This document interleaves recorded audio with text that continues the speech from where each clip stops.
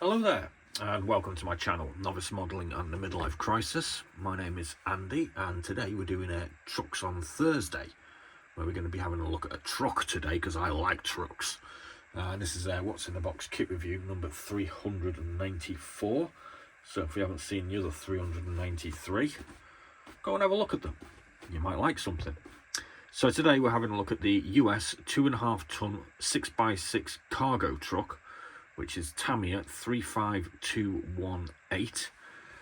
And as we can see, I've got quite an old box of this with a price label on it that says $79.95. I didn't pay that much. I actually got this off eBay pre-loved, and I paid £26.55, which is pretty much the going rate. Typical price for this on eBay at the moment is around about £30. Currently though, Jadlam, if you live in the UK, have got a sale on, and you can pick these up for £26.95. I still got it cheaper though. So anyway, we're going to do the normal thing. We're going to have a look at the history of this kit, and we'll have a look at the parts and the instructions and the decals, etc, etc, and start with that then. So kit number 35218 was a new tooling according to Scalemates from 1997, and it's been running merrily along ever since, I suppose we could say. There was a slight update to it in 2005, where Tamiya appeared to release a sort of special edition kit, which was 89648, which was the Red Bull Express version, which seems to come with a couple of extra crew members. It might come with a few more other things, but I'm just going off the box art. And if you've got one of those, I'm kind of thinking it might be worth a few quid, because I can't find head nor tail of it on eBay at the moment. So yeah, if you got one of them, it might be worth a few pennies. So let's have a look at these parts, and we have 5 sprues, or 5 main sprues. We can see first off with this we get a driver figure, which is 1997 vintage, if you want to call it that. Not going to be the best depiction of a modern figure, but at least we've got a driver for our vehicle. I like it when you get something to put in the cab. We get a fabric covered or tarp covered cab roof and back panel, I think. What's this we've got here? This appears to be I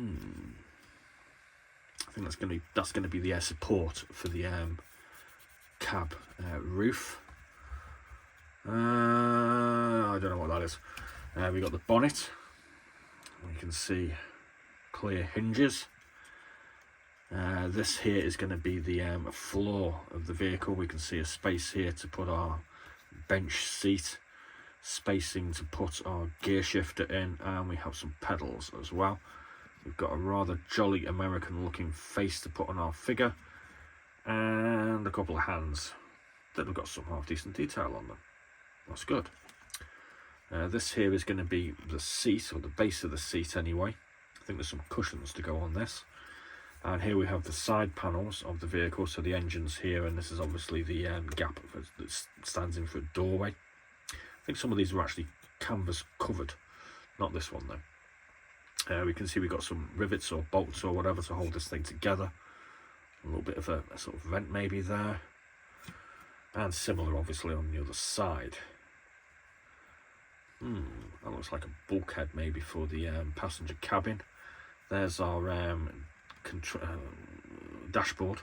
It's upside down obviously. We can see just about that we've got some nice dials and indicator markings on the dials. We have a windscreen with affixed windscreen wipers, 2 side panels for the bonnet with louvres. As I kind of guess if you wanted to, you could try and open up. I won't be doing that though.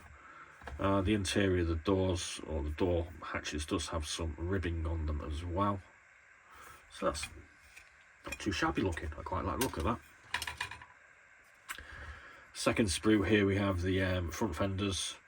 These are the steps with their typical sort of grating appearance. We get an engine, which is good. Good for a Tamiya. They obviously quite often leave them out. What are those things there? I don't know what those are. We've got a little toolbox or something here. What else have we got? We've got the fan and the fan belt. There's our radiator. These look like side steps or something, or are they holders for the petrol can? Oh no, they're I know what they are. They're these bits here, I think. We got the main chassis as well. That's upside down. That's the bottom of the engine, so that's the right way. A lot of these small parts are already fixed, which is nice. That looks good. Yeah, okay. The spruce seems to center mainly on the rear compartment. So we have an axe and a pick, which I think goes on the opposite side to this. Oh no, this goes here, so you can see that the axe and the pick go there. We've got the floor of the flatbed. Are these wood or are these metal? I'm not sure. Steering wheel, shovel, gear stick. We've got the sides of the flatbed. Now you can see we've got some wood grain on the wooden parts, which kind of makes me think that that's metal. Answers on a postcard. Has it got a metal base or a wooden base? I reckon it's metal. I think it's metal. And then we've got these extra side parts here. These are actually going to be the seats for the interior. Again, wood grain. Got the rear loading bay compartment door, wood grain again.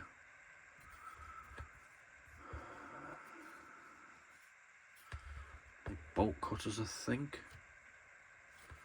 Yeah, very doable. Very doable indeed. And now we get two sprues that look like this. This is obviously the wheels. We can see one of the actual seats here, which has got a nice rendering of the sort of fabric covered seat pads. We've got the front grille to protect the radiator and the lights. Our tyres, our wheels are already in place. Their two-piece need to be stuck together. Don't see any branding on the tyres, which is kind of nice to see, but never mind if you don't get it. We've got a couple of satchel bags.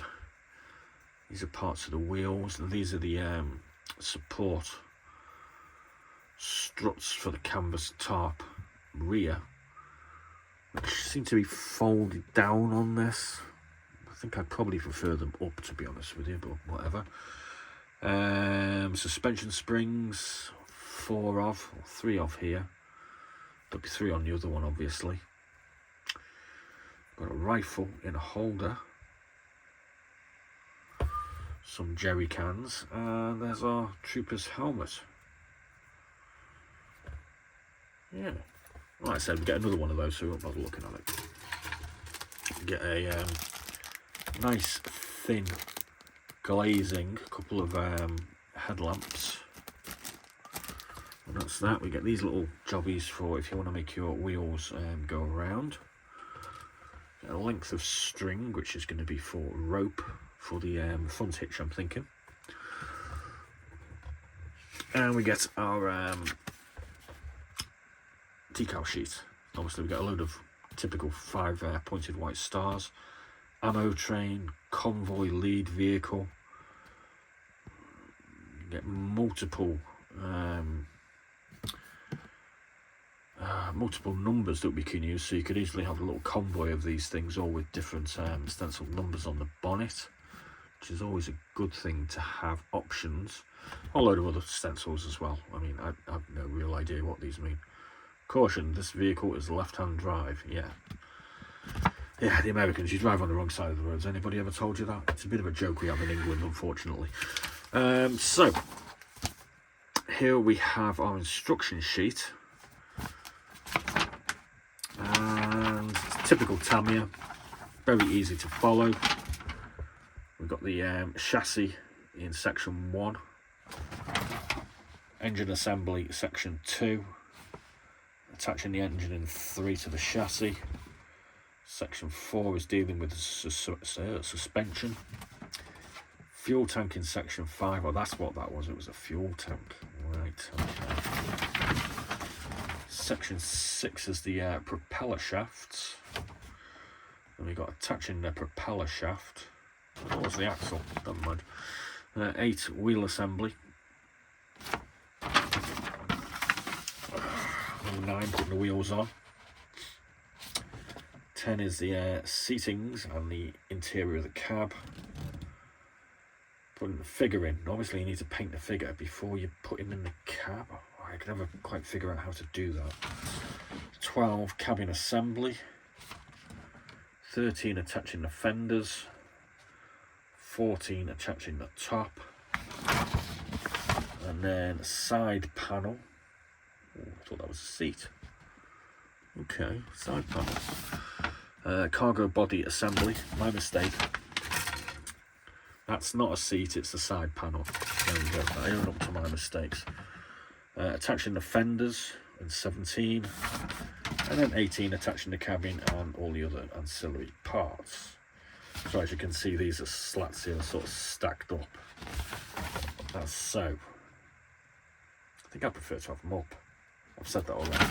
Okay, so concludes our little review. I know it doesn't. We've still got the painting schedule as well. So we've got the painting schedule there, showing us where to do put all our decals. We've got 3rd Army 8th Corps, Anti-Aircraft Battalion, Belgium. Got another one in June 1944, Normandy. Well, this one is actually the Red Ball Express, so that's interesting. We've got the 55th Armoured Engineer Battalion Headquarters, Company Headquarters. I'm going to read out the blurb for this. It's not too long, just in case you want to know what this truck's about. The American motor car industry produced an outstanding number of military vehicles during 5 years of World War II. These were widely used not only by US troops, but also by other Allied armies. The US was literally the arsenal of democracies. As the World War II was the first modern mobile warfare, logistics was of greater importance than ever. Sometimes it was even more important to ensure the smooth supply lines than to develop better ordnance. Many kinds of vehicles were used for supply operations, and among them the 2.5-ton truck known as Jimmy, or Juice and a Half, was one of the most produced vehicles, recording the total production of 810,000. That's a lot of trucks. The nickname Jimmy was derived because the majority of the total production was done by the GMC firm. The most widely used engine was the Type 270 with a displacement of 4,416 cc, yielding 104 horsepower. The power was transmitted to the wheels via a 5-speed transmission. 2 types of driving axle were offered to the truck. One is the banjo type, manufactured by Chevrolet, and the other is the split type made by Timken. Never heard of them. Apart from the driving axles, many components such as the cabin, cargo body and chassis frame varied according to manufacturers and various uses. Variants included the normal steel body cargo truck, water tanker, gasoline tanker, cargo dump truck and multi-role type and tipping cargo body. The most popular variant, GMC CCKW353, with normal cabin and long wheelbase of 164 inches, weighing 4.8 tons, had a carrying capacity of 2.42 tons on rough roads. So there we go. I hope you enjoyed that. Looks like a relatively easy, simple-ish kit to build, I suppose. I've actually built one of these, I think, in 1/72 scale. I think it was a Heller. It came out okay, but it didn't look very. It looked kind of complicated. It had lots of small parts as well. So I hope you enjoyed that. We'll be back for another couple of videos on Friday, and there'll be a link here to another truck review that I've done at some point in the past that you can have a look over if you haven't seen it already. So thanks very much for watching. Please do like and subscribe, and as always, be seeing you. And cheers.